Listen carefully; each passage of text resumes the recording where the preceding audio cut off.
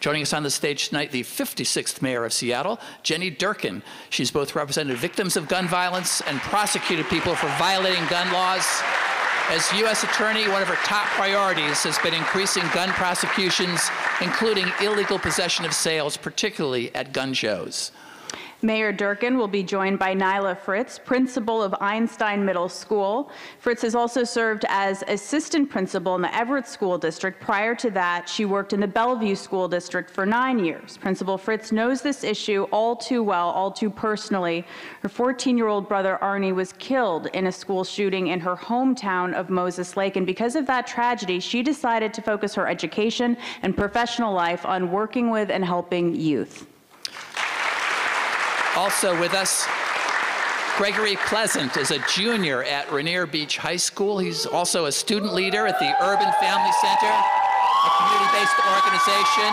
He's also part of Youth for Peace tonight, and he's got some fans in the audience.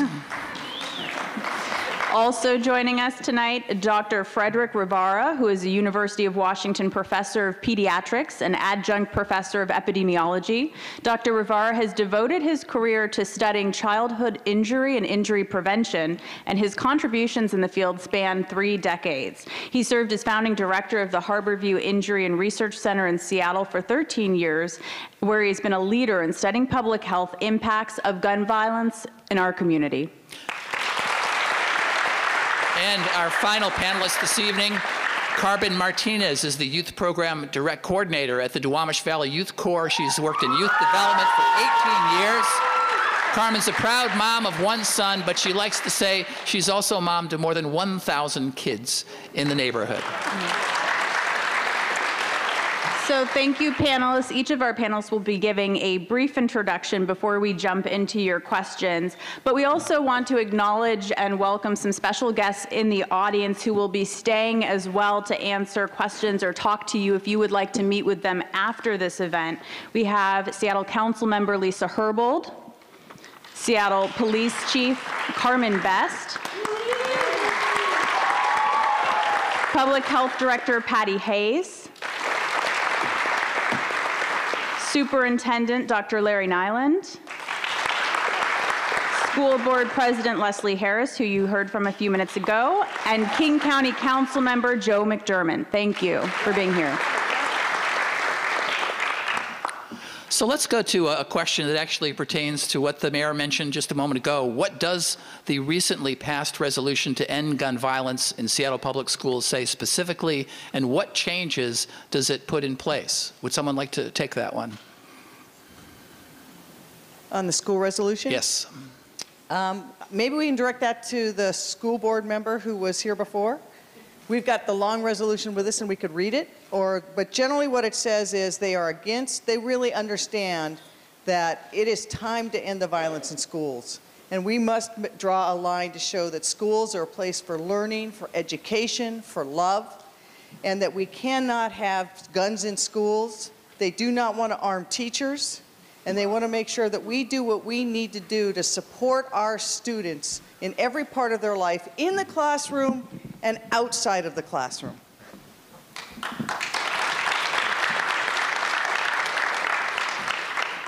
And that, ladies and gents, is why she's our mayor. There's another piece to this, though, and it's about funding.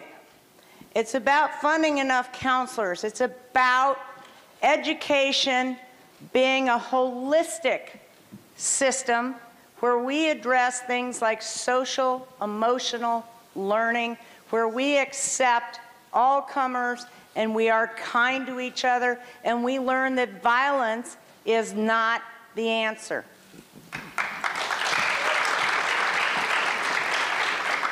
So the question with the most votes currently, from what I can tell, will Seattle be taking an interest in preventative legislation in addition to retroactive legislation? So of course I'd like to hear from Mayor Durkan, but also experts on our panel about what that could look like, particularly Dr. Rivara. Yep, I think it's a great question, and I think the absolute answer is yes. I want to tell you that Seattle wants to do everything it can on preventive violence. It is clear that Washington, D.C. is not going to act.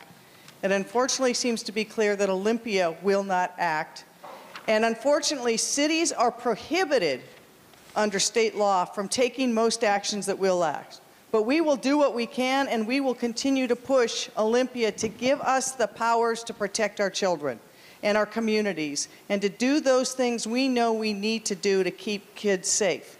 There's a whole range of things that we're going to have people talking about on this panel that we know on a community basis, in the school basis, that work. So we have to do all the thing that's community-based, but we also have to do, as grown-ups, make sure we have the right laws in place so that, for example, I personally believe we need an assault weapons ban.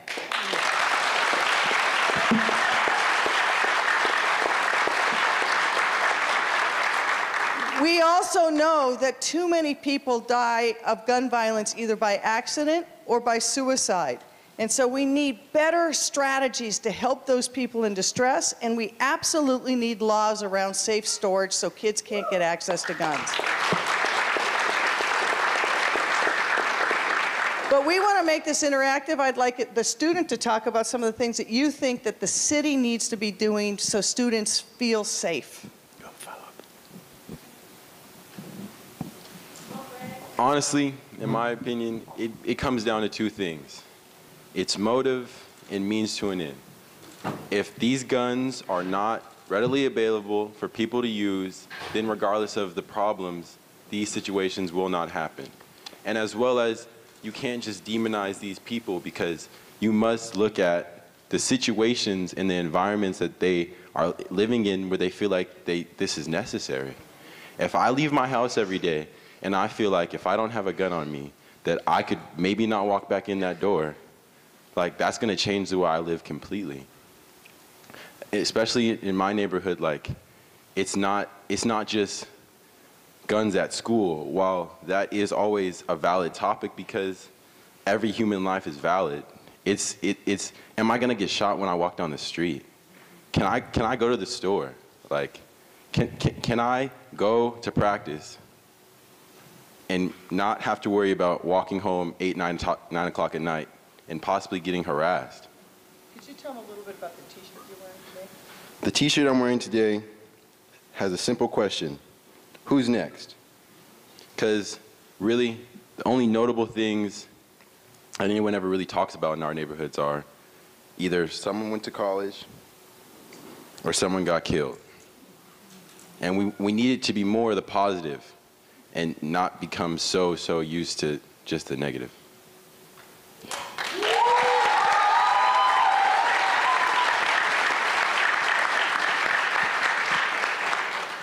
So Mayor Durkan mentioned this. I think it's important to realize that here in the state of Washington, 75% of the gun deaths are suicides. 75%.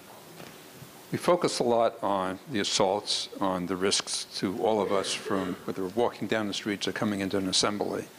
But I think Hold the mic a little bit closer to your mouth. I think it's Yeah. important to remember that 75% of the gun deaths in the state of Washington are suicides.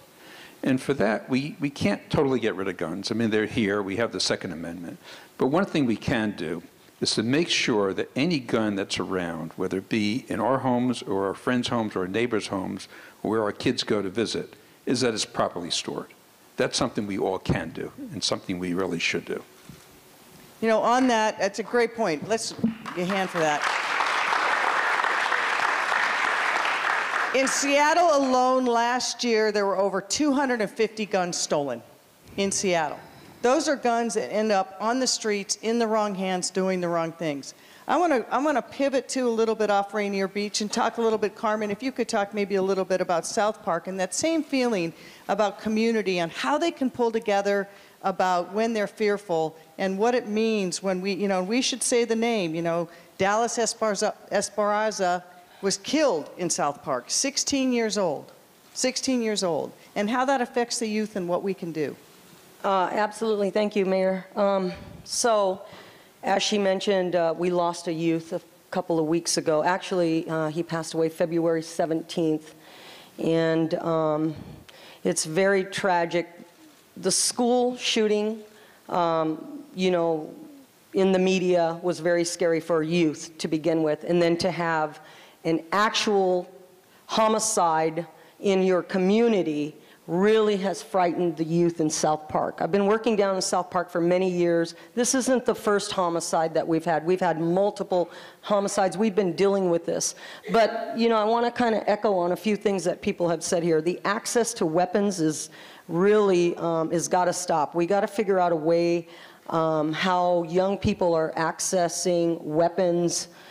We got to figure out a proactive approach, and that to me sounds like education and programs for kids that are young, because by the time they're in middle school and high school, they're already making decisions on whether they're carrying or the crowd that they're in are carrying weapons. So it's got to be a proactive approach. It's got to be education. We're missing the piece about education, educating young people on guns, you know, the danger of guns and having guns. It's great, you know, we're not taking anybody's amendments away.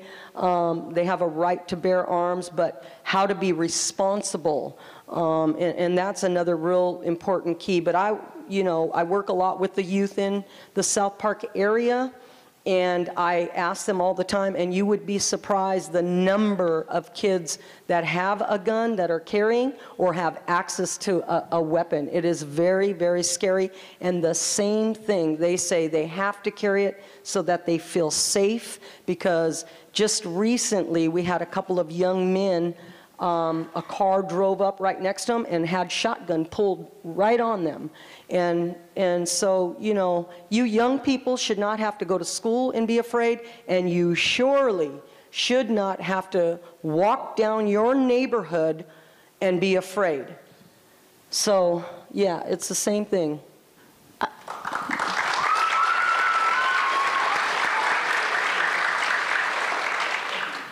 I was going to say I would love to hear from you, but also from Principal Fritz about if education and prevention is part of the solution, then what does that look like from a school educator and administrative perspective?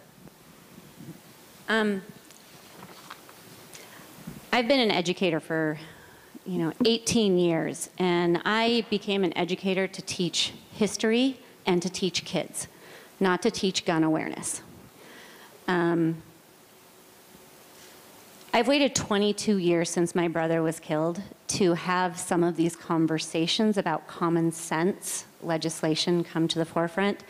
And I look out here right now and I'm seeing all of these young people, and what I have to say to you is two things. One, I'm sorry, and two, thank you.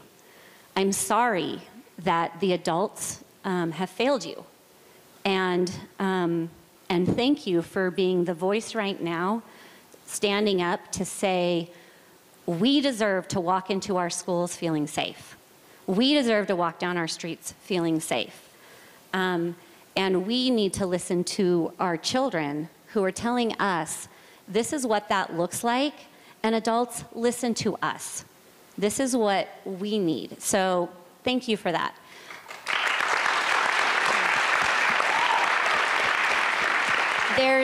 As an educator, there are things that we can do, that all schools can do to make schools feel safer, the way we interact with one another, how we talk to kids, and creating safe environments. When I hear a lot of conversation right now about arming teachers or the security measures that people are talking about to make schools feel safe, there's a misnomer there. Safety and security are two different things, and I really worry about some of the language that I'm hearing that is wanting to have our schools turn into places with such high security that it feels like a prison.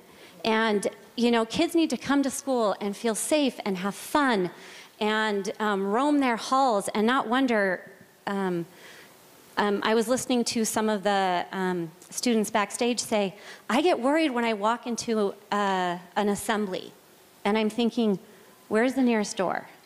That is wrong. And more security measures,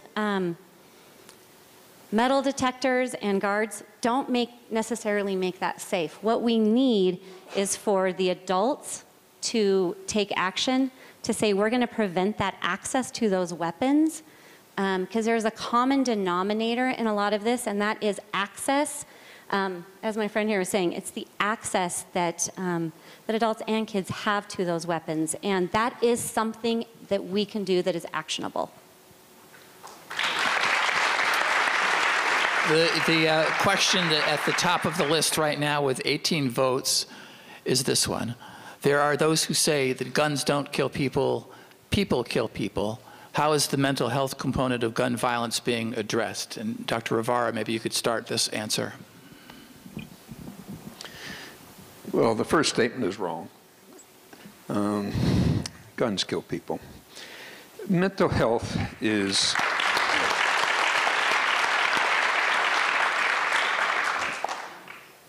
mentally ill people only account for about 3% of homicides in the United States. 3%.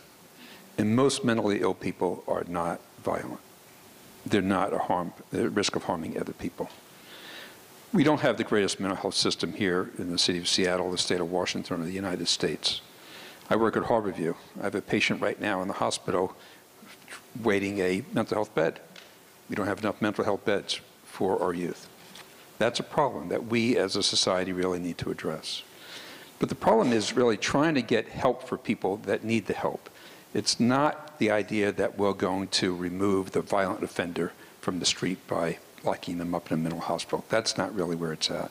We need to take care of people. We need to provide them the help that they need to become mentally healthy, but not focus on treatment of mental illness as the president and other people would want us to believe that's the solution to our gun violence problem. It really isn't.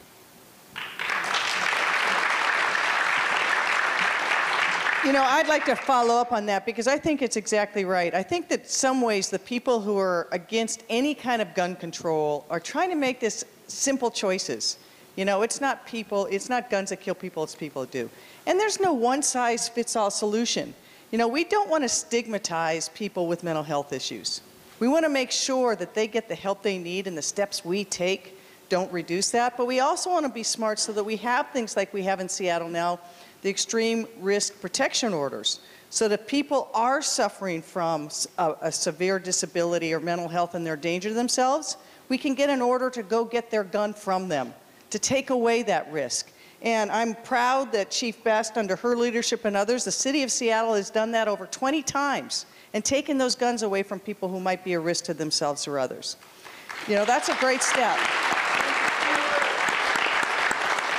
And we have to make sure people are aware they can do that, because almost all the referrals we've had so far have come from law enforcement. You know, families have to know that that's an option. Teachers have to know. People in the church have to know that they can give that protection to someone that's temporary. It won't take away their constitutional rights, but gives us some protection. The other thing we have to understand is going back to being able to safe in your neighborhoods. We know strategies that can disrupt violence in neighborhoods. We know what works. And there's community organizations doing it day in and day out. And what we have to decide as a city and as a country is whether we will empower those kind of organizations that will disrupt that violence and give the youth an opportunity so there's not this choice, or we're going to continue down the same path. And I think that's the dialogue we have to have in the city of Seattle, is how do we empower those organizations and groups and youth?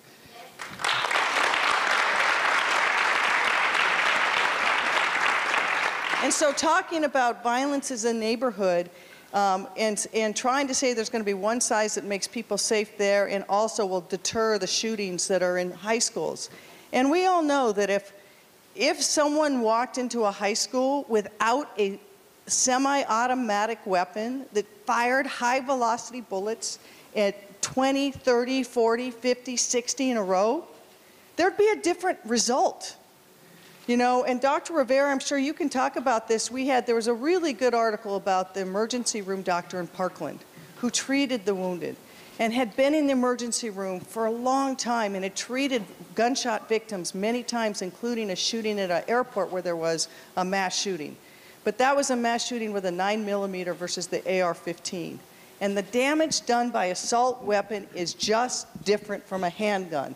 And assault weapons they are weapons of war. They have no business being in civilian hands.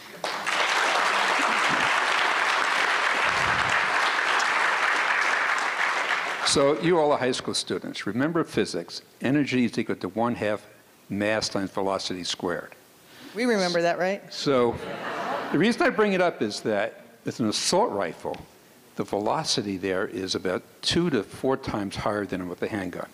And since that relationship is squared, that increase in velocity results in a huge amount of increase in energy to that bullet as it enters the body. And that's why it kills. So we have another question, and it's kind of, I guess I'll bring in a little bit of politics into it, because Mayor Durkan, as you mentioned, current efforts in Olympia for an enhanced background check on assault weapons has stalled. So, despite current national debate and debate at the statewide level, what can Seattle do locally to help prevent gun violence? So we have a range of options, but I want to turn it around a little bit. How many of you in the audience, how many of you students are 17 or 18? All right. How many of you are 16 or 17? So Seattle and Washington State just passed a Voting Rights Act. If you're 16 or 17, you get a pre-register to vote. And when you're 18, you get a vote. I want all of you to stand up, if you're really willing to stand up for these principles and vote when you can vote. Stand up if you mean it.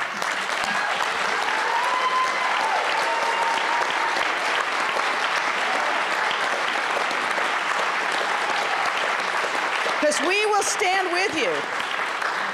Because in the city of Seattle, we've already done some things that have helped and have worked, and we will do more. We're looking at what we can do in the area of safe storage. We're looking at how we can increase, information so people know they can get those emergency, the protective orders we just talked about. But we're going to look at a whole range of things in terms of, we've already taxed ammunition. So that, we did that not to regulate guns, but to get money to fund public safety.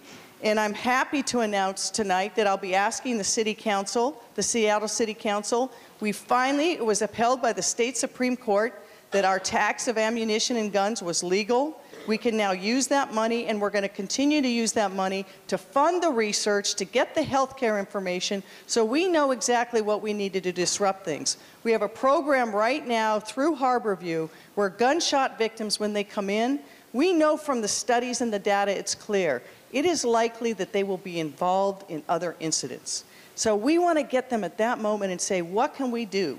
What can we do for you in school, in your family, in your health? How do we disrupt that? We've had a number of people enroll in that. We're going to be able to enroll more, because I'm going to ask the City Council to dedicate that $100,000 into the future every year so that we can help those kids when they come into the ER the first time.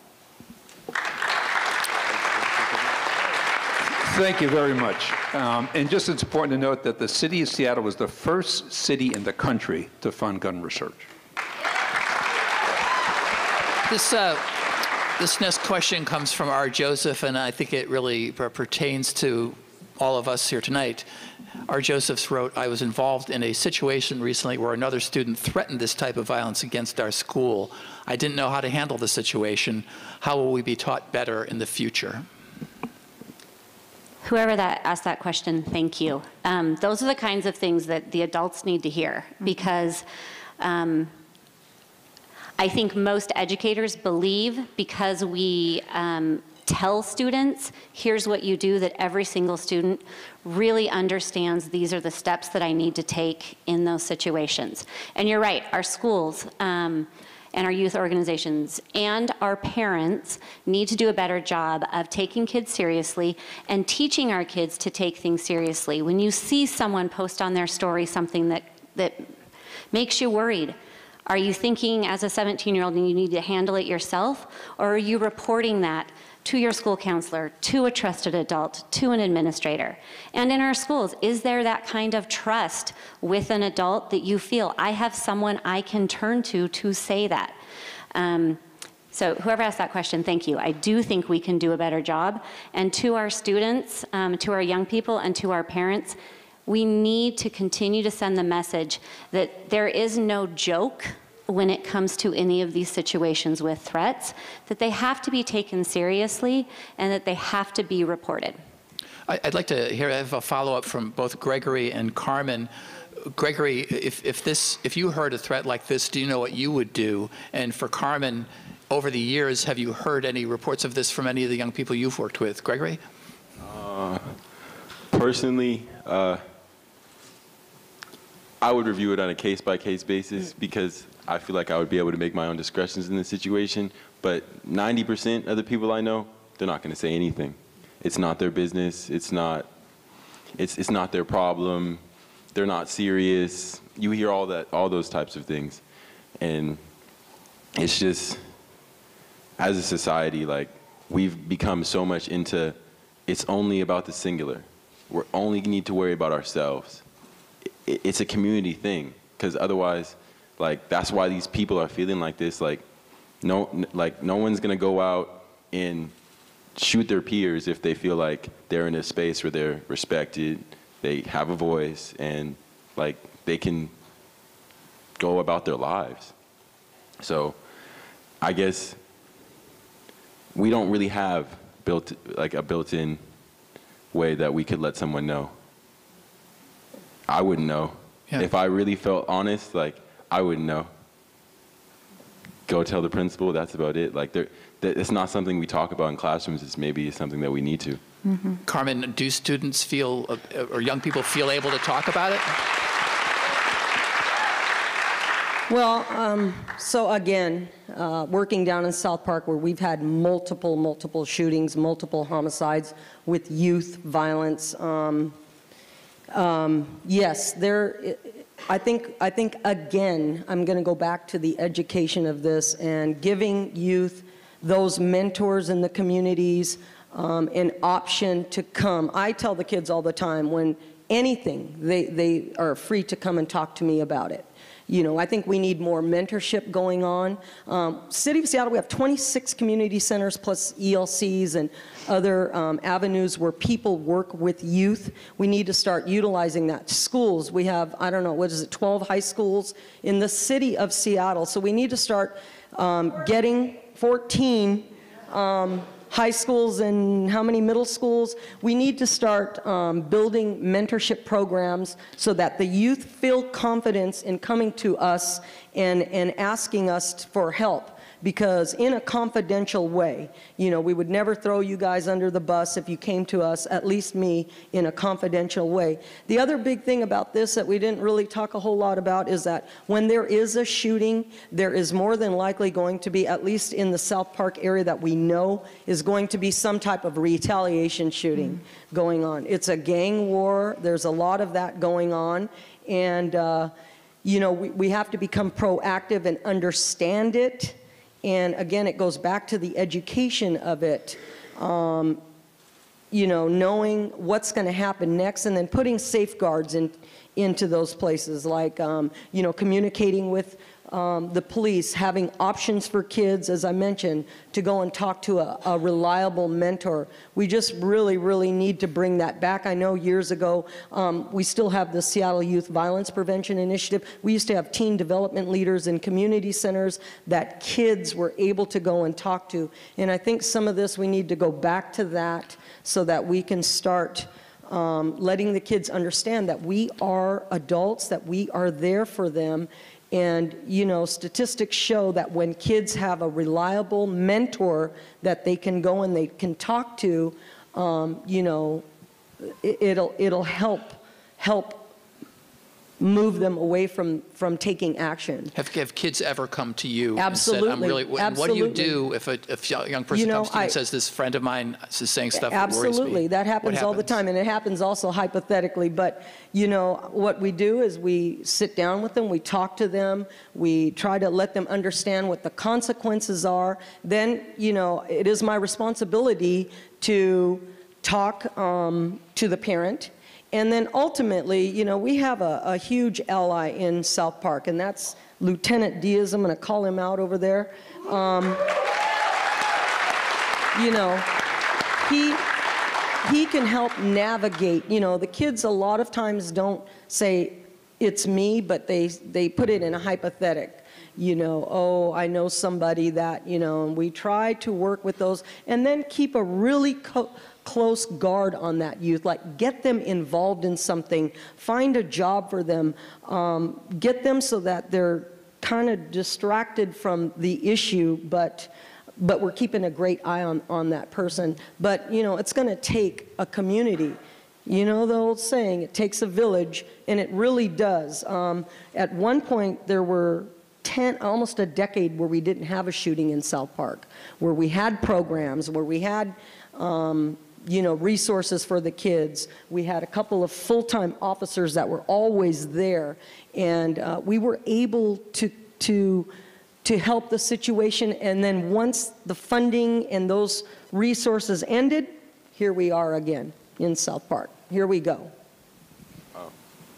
Go ahead. If I could touch on also what she said, how it's like not just with school shootings, but with gang violence and gun violence and like a lot of inner city communities, it's the lack of opportunities. It's the fact that like, not just, I'm a 16-year-old kid, what can I go do?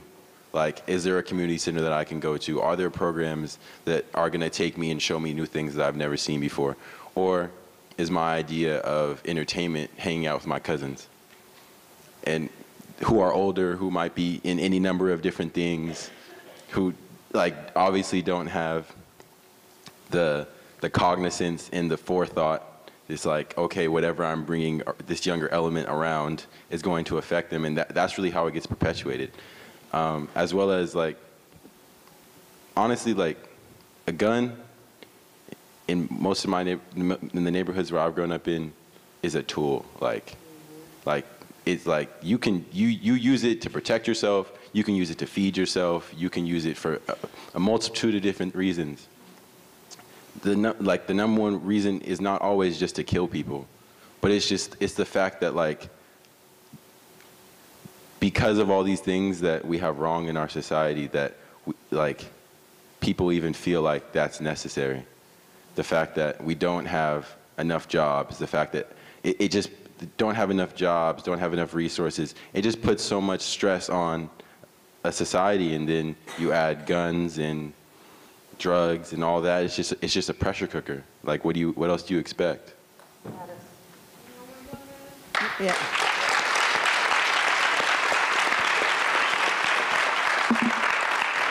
You know, I want to thank him for being so courageous to be able to say what so many people are thinking. And it's a reality, too, that we as a city and we and adults have to know is that, you know, there's commonalities between the school violence and community-based violence. But what we know also, particularly in community-based violence in Southeast and Southwest Seattle, is the lack of opportunity is a huge part.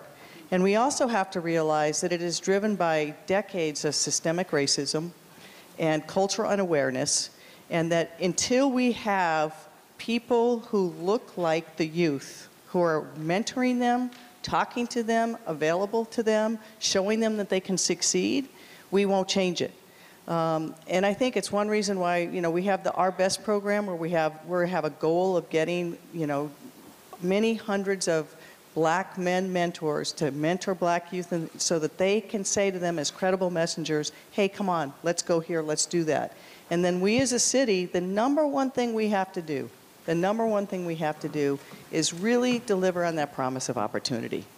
Wherever you're born in Seattle, wherever you're born, whoever your family is, you should be able to do anything you want in this city. And so that's our job as grown-ups. And then for the kids who are lucky enough to live in those neighborhoods where that isn't happening, but they're still afraid in their schools, we have to take other steps to make sure that they're safe. And the common thread between them is access to weapons. We have to have less access to weapons. So if we can go back to the schools, I'm wondering, is there a current threat assessment or risk evaluation protocol policies in place at schools, district-wide? Is it individual schools implementing different policies? I'm just wondering how that works. Yeah, I mean, the sad reality is it is. Every single school has protocols and drills and active shooters. And I tell you, since Parkland, they've been thinking about it more, talking about it more, and practicing more. And I will tell you, as a mayor, it is one of those things, the call that you hope you never get. You know, we had one at Seattle Pacific University not too recently, but we've had schools locked down. We had the community college recently locked down. A good friend of mine's daughter went to school in the morning to go to school and ended up locked down in a classroom, not knowing whether she's going to come out alive. So the sad reality is we have to have the protocols, but we also have to do this and have this kind of conversation we've been talking about, because talking to some of the students before this started is they're afraid at assemblies now. So if you have the assembly to talk about what are we going to do if there is an active shooting situation and practice the drills, it heightens people's insecurity and fears. And so we are going to have more honest conversations in smaller groups and drills. I mean, I don't know what you think about that in your school. And I guess while you're thinking, I would also add on an audience question. This is from another Natalie. And she asks if there need to be more rules in place for mental health professionals to be in schools and allowing for SPS budgets to actually hire them. Yes. You know, our schools should be places that are kind of community hubs, and we're still dealing with fully funded public schools, and we do need more resources to respond to our students and their needs. We do need mental health professionals in the schools. I heard a student backstage talking about that at their school they have a community health clinic. That's wonderful, but that is not present in all of our schools. And going back to what Mayor Durkan said, and I can't stress this enough, there are things that we need to do at schools, and schools can't do it all. We just can't do it all, and we need our lawmakers, we need our community members here to stand up and demand of our lawmakers that they want change. We look at some things that have been mentioned already tonight: extreme risk protection orders, background checks. Both of those things went through the initiative process because the lawmakers wouldn't vote on it, okay? That's shameful. That's their job, is to make laws. And the fact that this has to go through the initiative process, the fact that right now there's a bill that could have moved and it's not, that is shameful. So when I look out here,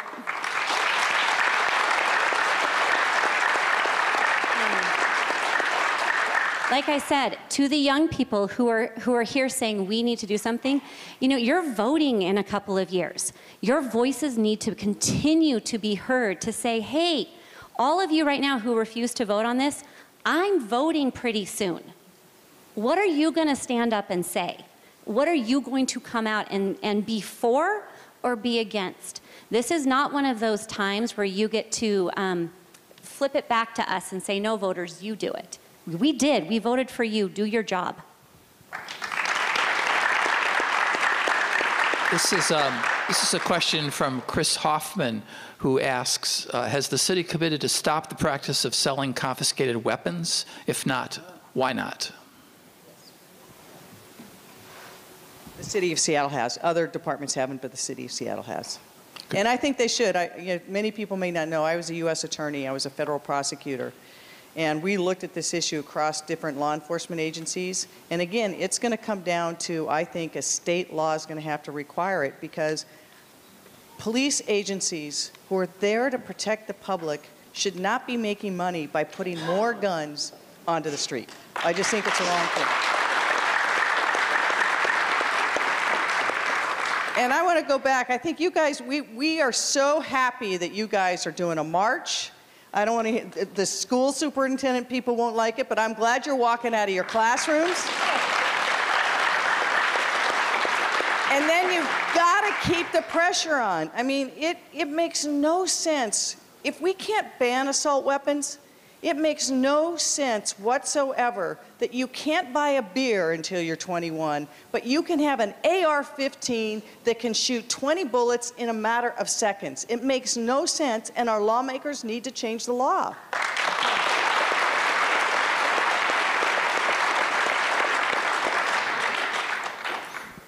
So this is a question from Catherine. What kind of outreach is the city doing to marginalized communities affected by gun violence? What kind of outreach should be occurring, especially to youth?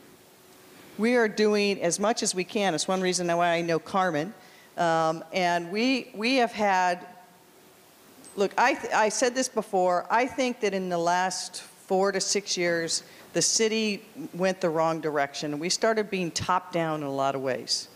And I think when you talk about violence, it's got to be community-based. And you have to empower the communities to get it right. And so we are reaching out to, community-based organizations in every part of the city, whether it's, White Center or whether it's, White Center's not our city yet, but whether it's the Duwamish, Rainier Beach, Lake City, you name it, and because there are strong partners. We're going through a process right now where we're going to be working with the different community-based organizations that work on youth violence prevention to say, okay, what are the ways we can empower you more and have clear markers on whether it's working and give you the best evidence we have, whether it's from the health professionals like Dr. Rivera or things that are happening in other states and other communities. But we know that youth respond best if they're supported and led by their communities. That's just a fact. It's not going to be a mayor walk in and say, hey, this is what you should be doing. They're all going to look at me like they're looking at me right now. They want, we've got to empower community-based. So we're doing extensive outreach. We are going to be doing more. The City Council has been a full partner in this. And we will make sure as a city that we continue to try to work with communities because we know what works. We know what works. We just haven't had the will to do it on a consistent basis. I'm sorry. That's right. That's fair. I just wanted to hear from Gregory, who's part of the Youth for Peace project. What do you think would help? I actually just wanted to touch on what the mayor said. The solution is really going to come from inside out. Like the strength is going to come from inside these communities. Resources need to be pumped into these communities. There needs to be people on the ground that are helping these problems out because that's the only thing that's going to show any real change. We need, once again, after school programs, before school programs. You need to be able to eat when you get to school a good amount of meals because how are you going to make logical decisions if you can't even eat? There are so many simple things that just need to be instituted in order for us to just not be as alone. Because that's why people shoot. People shoot because you feel alone. You shoot because you feel afraid. You shoot because you're trying to make a change in an environment that you don't feel like you have control over. We just need to add some degree of control. We have, I think this is an awesome question from Ross Parker, and not just because of his awesome name. He says, we know the NRA spends $17 million a year in schools to teach kids to use guns. How does any school district have plans to teach the true facts of gun violence and the history of the Second Amendment? And if not, why? I wouldn't think this would necessarily be a middle school curriculum, but Nyla, do you know of any classroom work that is done informing youth about gun violence and the history? I would say no. I don't know. Now, do our schools talk about the Second Amendment? Do they talk about the First Amendment? Do they discuss that? Absolutely.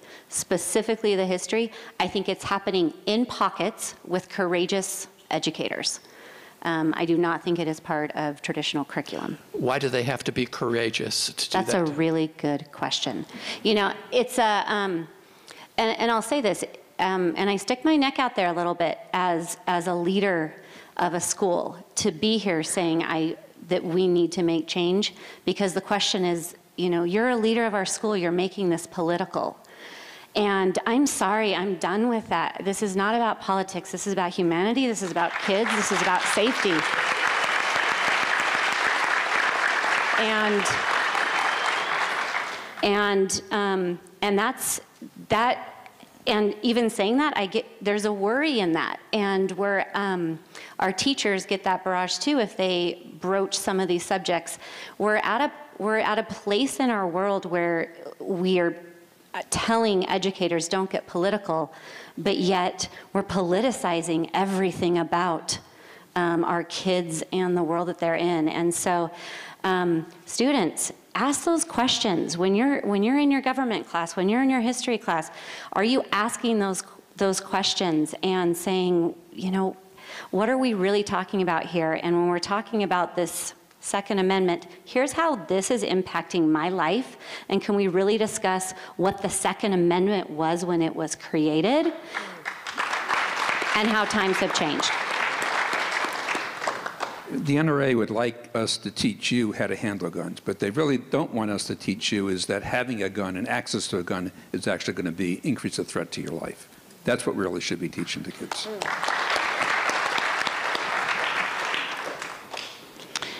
That is such a true statement.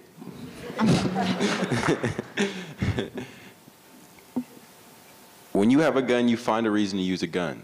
Otherwise, why do you have it? It was a waste of money. Horrible investment. Honestly.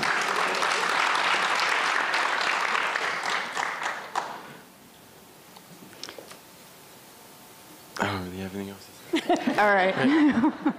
This is another question for Dr. Rivera. Based on your research, and I know you touched on this earlier, but based on your research, what policies are effective at reducing gun violence, and which local policies are actually making it worse? Safe storage does work. We know from studies done here in Seattle that safe storage of guns will reduce the risk of accidental shootings and suicides and assault with guns among youth by about 85%. So safe storage really does work. Tony Gomez is here from the Health Department. The Health Department with Seattle Children's and Harborview have been pushing safe storage of guns in conjunction with sporting goods stores around the state. That really does work. I think that the issues that the Alliance for Gun Responsibility has done, universal background checks does work. That's really been a big step forward, trying to get rid of the gun show loopholes. You may not realize that there are federally licensed gun dealers. If you go to a gun dealer, you have to have a background check. But in other states, you can go to a gun show, and I can sell you a gun without any paperwork changing hands. I could be a criminal. You could be a criminal. It doesn't matter. That gun could change hands without any paperwork. The universal background check bill that we have here in the state really does make a difference. It prevents that from happening. And then our extreme risk protection order law that went into effect, the initiative that went into effect, it really allows you and I as family members to go to a judge and say, my loved one is mentally ill, or my loved one is having a lot of problems right now. He has guns. He has an AR-15. He has guns. That judge can then take those guns away from that individual temporarily until that person gets the kind of help that they need. Those kind of laws would make a big difference. That should have happened in Parkland, Florida, with those individuals to take the guns away from that mentally ill youth. That would have made a difference. Those are the laws that we have here in the state that really are effective. What would you say to part two of the question, which is which local policies are not working or making it worse? Well, I think the local policy of being able to buy guns when you're 18 is a problem. Being able to buy a AR-15 when you're 18 is a problem. And if you remember the Mukilteo shooting a couple of years ago, the young man there was 19 years of age, and he went to a gun store to buy a handgun. He was 19. You have to be 21 to buy a handgun. So instead, the dealer sold him an AR-15. And he killed a number of people in a party among kids your age up there in Mukilteo.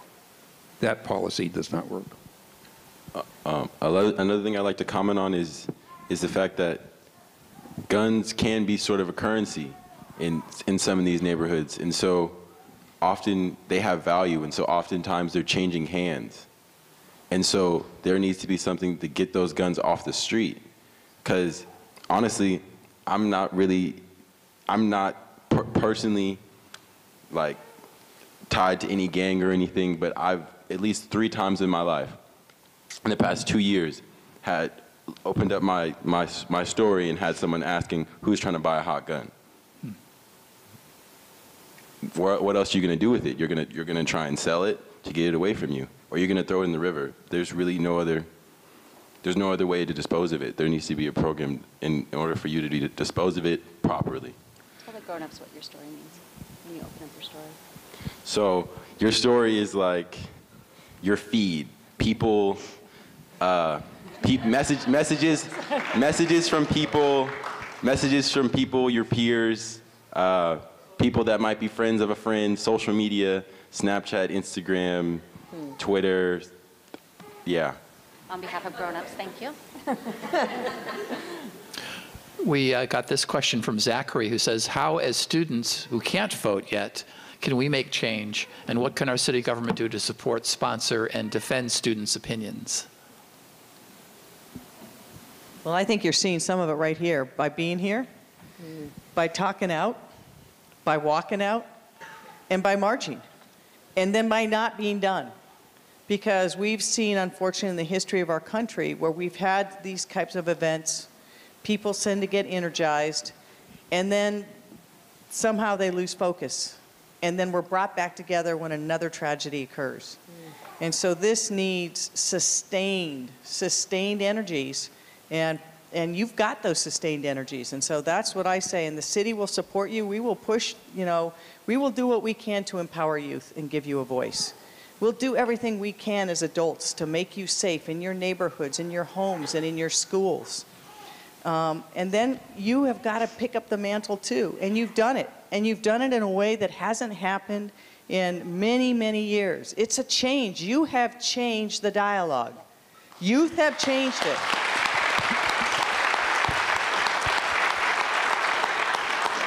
And I am so thankful that you have. And I just want to encourage you to keep it up, challenge us, push us, and as we've said, make sure that you hold adults accountable. Make sure you hold your elected leaders accountable. You don't have to vote to do that. You all have student newspapers. You all have email. You all have the ability to make your voice heard. Make it be heard. I just wanted to add something to that, though, but I want to talk a little bit, too, about you young folks on the street level. You guys have a choice. You have choices.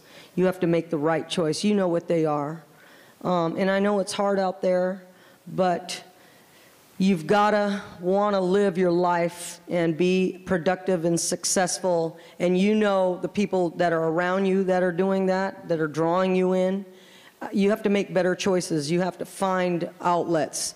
The city is committed, as I'm hearing, to, hopefully get us some more resources, opportunities for youth. But you have to take advantage of that when they come your way. It's very tragic to continue the cycle. I see it a lot, cycle after cycle after cycle in the same groups of individuals. And you have to learn the hardest thing that you're gonna say in your life is the word no. And you have to start using that. You have a lot of people, adults, caring adults. I mean, look around you. You have politicians, you have doctors, you have SP, you have a lot of people, you have mentors that are here to help you. So utilize us, say the word no, get onto the right path, become successful in whatever you want to do, because I don't want to attend another funeral anytime soon. I went to Dallas's and just cried my eyes out, and it didn't have to be that way. You've got to learn to say no. And I'm talking, we're talking schools and whatnot, but I'm talking especially to you guys that I mentioned to you. You're on the street level, and it's dangerous out there, but how do you get away from that? Start asking yourself that question now. Or if you have a friend or somebody, how do you start getting away from that? You've got to become, I see so much potential in many of you. I saw so much potential in Dallas, and, here we are. Here we are. And this is related to that point. This question asks, your scholars do not understand how and when to report about their peers. Parents don't understand or don't know how SPD handles violent threats. So how do you improve this education? You know, we were just talking about that with some of the students backstage on that. I think it's a really good point and a really good question, and it's one where I want to work with the school district and private schools and with parents' organizations so everybody knows where to go, and it's a safe place to go. Because you hear a bunch of different things. One, who do I tell? Do I trust them? I don't want to get that person in trouble. You know, all those range of things go. So we need to make it okay to say, you know what, he brought a gun to school. That's not cool. Or he's making threats and I think he means it. And be able to get that person the help and take away that threat in a way that is immediate. You know, we've had that in schools here in Seattle where students went to people and it wasn't taken as seriously as maybe it should have. In Parkland, you couldn't have had more flares and red flags about that student. So I think that's a really good question. It's one that we in the city will work with the schools and work with parents and communities so everyone knows where to go and feels that it's safe. The other thing I want to go back to what you said is, I think that right now when you're teenagers, the strongest influence on teenagers is probably their peers and their friends. You care more about what your friends think about you or the people you want to be your friends than you care about any of us adults sitting up here. And so one thing I would urge you is kind of think about how do you make it as uncool to have a gun as it would be uncool to have like a calculator sticking out of your pocket, you know? So that when the person walks up, it's not like, oh man, let me see it, or wow, where'd you get it, or can you get me one? It's like, that's stupid.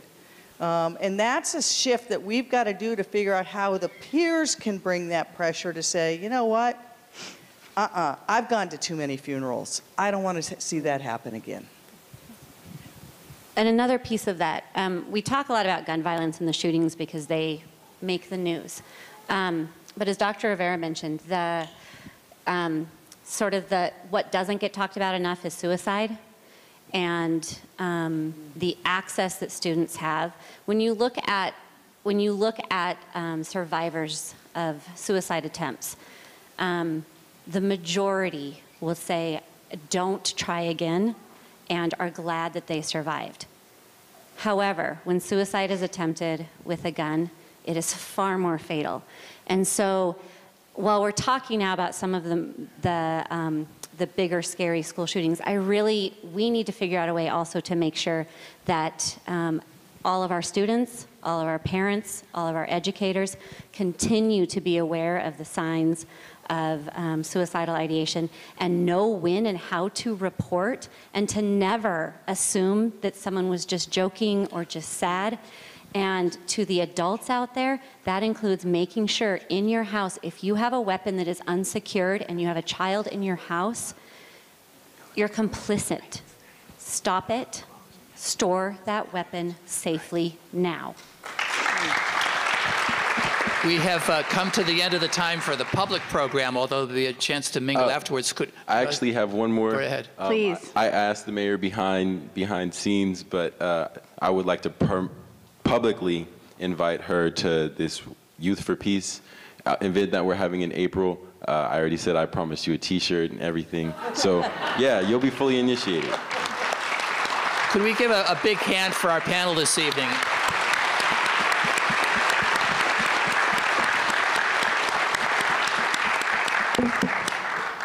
And as I mentioned, they will be around afterwards if you'd like to talk to them one-on-one. Also, our guests, Lisa Herbold from the City Council, Chief of Police is here, Carmen Best, Public Health Director Patty Hayes, Dr. Larry Nyland, who's Superintendent of Public Schools, School Board President Leslie Harris, who you heard from a little bit earlier, and King Council Member Joe McDermott. So feel free to mingle with these folks and ask them questions. Councilmember Gonzalez came in as well. Oh, Councilmember Gonzalez also. They're here to talk to you. Thank you very much. Can I also give a shout out to all of the people that came here and convinced me to do this on stage? Thank you for being such a great audience. A big round of applause. Another big round of applause for all the panelists and for yourselves. Thank you for being here on a Thursday night.